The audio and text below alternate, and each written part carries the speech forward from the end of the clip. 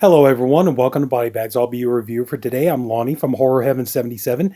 And the movie that I want to talk about is the theme week this week is Killer Animals Week. And the movie that I want to talk about is a 1977 horror anthology film from Amicus. And you got a good cast in here. And yeah, the movie I want to talk about is The Uncanny, starring you got Peter Cushing, Ray Milland, Donald Pleasence, Susan Penhaligon. And yeah, this is like I said, it's a horror film from Amicus, and you can see right there, obviously, that kind of gives it away. The running theme throughout this movie, even though it's an anthology film, it's about killer cats. Now, this movie, it's actually not bad at all. It's a pretty good little flick. It's, also too, if you're, for a 1977 Amicus film, if you're looking for some good gore, this movie's got a decent amount of it. I'm surprised. And, yeah, so you got Peter Cushing here. Yeah, this was kind of a downward year for Peter Cushing, 1977. I mean, just, other than, just other than this movie, yeah, the only other thing, the other thing he had come out in 77 was this little movie called Star Wars. I don't think anybody's ever seen that. So you do know I'm kidding, right? Okay. So anyway, no, but this is actually a really good movie. It's you watch this movie, it's very Edgar Allan Poe inspired, and you have three stories. Now, the wraparound story is a little interesting. I'll get around to that in a minute, but okay, so the story is basically, I know I keep saying story all the time, but anyway, the wraparound story, you have Peter Cushing, he plays this writer. He's written a book, and it turns out he's researched all these murder cases, and it turns out these murder cases all involve cats. So he goes to Ray Milland, who's a publisher, and he's telling him, I really need you to publish this book because cats are up to something. Cats are really bad. And then turns out Ray Milland's got this cat, and he's like, oh, he's petting this, oh, I love you, you fluffy little kitten, you, and I can't deny you anything, and all this kind of stuff. And he's all like, you're gonna have to try to convince me, like, why do I need to publish this book about cats killing people? And he's like, you gotta understand, cats they're orchestrating things, they're very clever, and they're able to do things that you wouldn't think that they can do, and all this kind of stuff. And so Ray Milland's like, okay, well, let's talk about some of these cases that you're talking about. And so we go into the first story, and the story is about this old lady.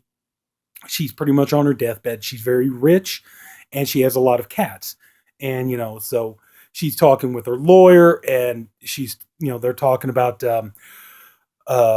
she's talking about she wants to change her will because the only family that this woman has, she has a nephew, and it turns out this nephew is pretty much like squandered, every bit of money she's given him, and he's just greedy, just keeps coming back for more just so he could keep pissing all this money away and stuff. And so she tells the lawyer that I don't want to leave him my money. I just want to give the money to the cats and let them have it and stuff. And the lawyer's like, okay, well, that's a little weird, but it's not undoable. So they're talking about it and stuff. And, meanwhile, the old lady, she has this woman who's working as a maid, and the maid is Janet. And Janet overhears this, and she sees that they're writing out this will. And so the old lady's like, Janet, what are you doing hanging around here? You need to be working, go feed the cats and take care of them and stuff. So she's like, okay. And at one point, the lawyer comes, he's all like, okay, he's telling Jazz, like, yeah, it's a little strange, but oh well. So the old lady calls him back into the bedroom, and Janet sees his briefcase, so she reaches in there, she's able to pull out the will. Well, it turns out that Janet is actually dating the nephew, and so he's all like, you got something for me? And she gives him the will and all this, and she's like, you're going to be really disappointed how this turns out. It's like, why? So he reads the will, and turns out, he's going to have enough money to have a nice dinner in a fancy restaurant. But other than that, all the money, the house, everything's all going to the cats. And so he's all like, we got to get her to change the will. And she's like, well, there's two copies. I got this one, but there's another copy that the old lady keeps in the safe. And so she's like, I can get it. I know where she keeps the combination. And so he's like, okay, well, you get that. Then we can just say the will never happened.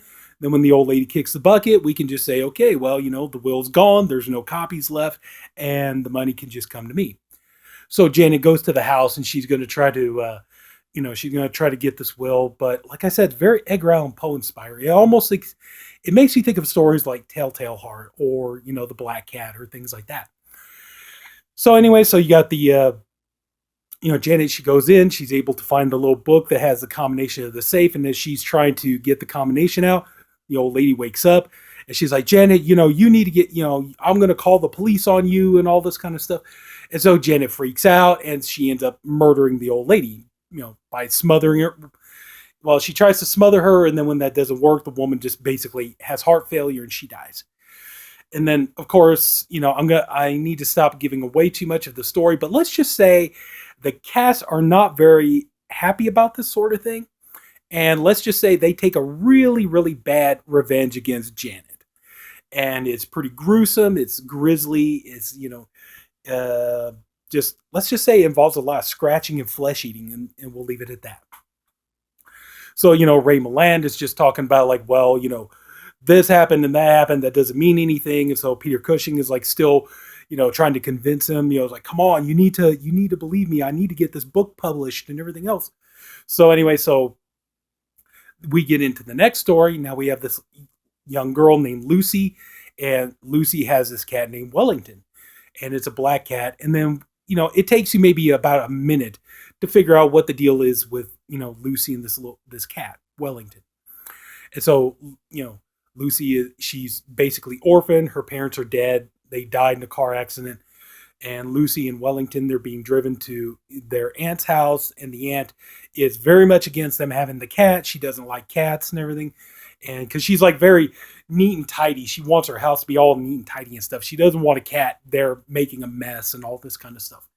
So anyway, so they get to the house, and then turns out that the aunt and the uncle, they're taking her in, they have a daughter named Angela. And Angela is a brat. She is just such a bratty kid. She's, she makes all these snide comments all the time about, oh, my parents, my dad and I built this model airplane together. Your parents are dead, or she's like showing her to the room. This is your room. I have the biggest room in the house because mommy and daddy love me so much. She's one of those kinds. Well, it turns out that Angela takes a real liking to Wellington, but it turns out Wellington is Lucy's cat. She's very loyal to Lucy, and she loves Lucy. But we find out though too that when Lucy starts to unpack, she has all these books of witchcraft. She even has an old copy of the Necronomicon, which belonged to her mother. And the aunt comes in, she sees this, she's like, okay, this little kid's got books on witchcraft. She's got a black cat. Obviously, this girl is a witch in training, and this cat is her familiar, and I'm not having this.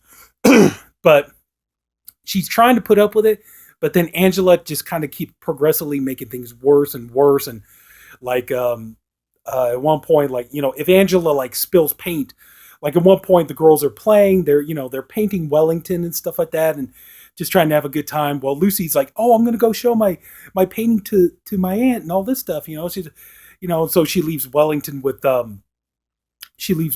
Angela. Well, Angela knocks over a little bottle of red paint, and she's trying to get Wellington to play with her, and Wellington's just like, I'm not having this, dude. And so she's trying to get away from her. And then when the aunt comes in, she sees the paint on the floor. She's all like, well, Wellington did that. And so, and it's like, she just keeps tormenting Lucy, and she keeps blaming every bad thing that she does on the cat, where it does finally reach the point where Lucy is just, the aunt is all like, and you can't really blame the aunt because, she's going off of what Angela tells her. And so the aunt decides, okay, that's it. We got to get rid of this cat. This cat's causing too many problems. Take the cat to the vet and have it put to sleep. So the father is kind of like, well, he's all like, but Lucy really loves that cat. You heard what the lady said. If we get rid of the cat, that's going to break her heart and all this. And she's like, well, I don't care. It's like, she'll get over it. She'll grow up. She'll get over it and stuff like that. So he ends up taking the cat, which, obviously because we're dealing with the story of witchcraft, it doesn't exactly go as planned. And then when, Wellington manages to make it back to Lucy, Lucy is so happy to see her because she is pretty much obviously destroyed over losing Wellington. And the two of them, they realize that Angela is kind of the one behind all of this. Angela's the one causing all the problems. So they end up needing to get revenge on Angela. And I'm not going to go into details about that. I'll go ahead and leave that for anybody who hasn't seen this yet. But it's pretty cool how they get it. It definitely plays out. I don't want to say anymore. And then, of course, like Ray Milland, so, well, this girl's been reported as missing for a long time, but yeah, we don't know what the situation is and all this stuff. And so Peter Cushing, he's really, really trying hard. He's trying to convince Ray Milland that, what he's saying is true. And then so we get into the third story, which involves Donald Pleasence. Now, I mean, oh boy, Donald Pleasence's career, boy, it really went downhill after this. I mean, good Lord. 1977, I mean, the next year he had this little movie come out that, I know nobody ever watched. It was called Halloween. And, so yeah, Donald Pleasence, he just didn't have a career after this movie. Again, I'm joking. Okay. But no, anyway, so Donald Pleasence, he plays this actor. He's doing this kind of, period piece film, and the actress in the movie turns out to be his wife. And they're doing this scene that's kind of a Pit and the Pendulum kind of inspired thing. Like I said, if you watch this movie, you're very, very much going to notice there's a lot of Edgar Allan Poe in this movie. You're going to see elements of The Black Cat. You're going to see elements of Pit and the Pendulum, and like I said, The Telltale Heart, and so on, so on, so on. So yeah, so there's a lot of that going on in here. And so the movie, we get into that story. Well, they're doing a scene. They're doing this kind of Pit and the Pendulum scene where, Donald Pleasence, it looks like he's going to kill his wife with this pendulum, which actually he does. He ends up murdering his wife. And it turns out there was supposed to be a rubber blade. Well, he switched it out and put a real blade in it. So anyway, so the, his wife is now dead. But it's funny because now the producer of the movie is played by John Vernon. You remember John Vernon. He's, from Animal House, which means as soon as the actress has died, he puts the movie production on, double secret probation. So anyway, they go to John Vernon. They're all, Donald Pleasence, he's all like, this woman was, my wife's understudy and she can do the part. And it turns out that the woman is actually played by Samantha Eggar from The Brood. And so turns out, we find out that basically that Donald Pleasence, yeah, he set up to kill his wife because he's been having an affair with Samantha Eggar's character. And then the idea of kill the wife, get the woman into the part so that she could build up and the two of them can make movies together. Well, they get home and, Donald Pleasence sees that, that the wife, had a cat. And so basically the cat knows that Donald Pleasence murdered the wife, and so the cat is going to take revenge, and that's pretty much where I'm going to leave it. And yeah, as much as I kind of want to go on and keep talking about it, it's like, no, shut up, dude. A lot of people haven't seen this movie. Let them see it. And this movie, it really is. It's a good, fun time. If you like a good horror anthology, it's a really quick movie, too. I mean, it only runs 89 minutes. So it kind of blows by pretty fast. It goes at a pretty quick breeze. So it's a good film. You got some good acting. Peter Cushing, solid as ever, always. And then, Donald Pleasence, I don't know if it was intentionally meant to be, but there are moments in his segment that are funny. I just don't know. You kind of wonder, like, if this was intentional or unintentional, but it does come off as funny. But he does a great job. Ray Milland, he's pretty good. I mean, he doesn't really have much of a big part to play, but the overall thing, though, is like now I said at the beginning of this review, I'm not really sure why, why Peter Cushing's character is so against cats and everything else, because it turns out like the cats really, all the cats are doing, they're taking revenge for themselves, or they're taking revenge against the people who harm their owners. It's not like the cats are particularly like going out and hurting people just because. They're not really doing it just because cats are evil.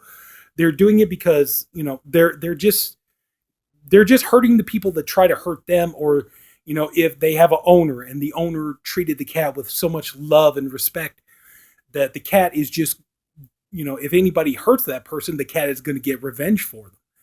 So that's kind of the only thing. I just don't understand why Peter Cushing's character is so against cats. I don't get it, but Other than that, though, it really is a good movie.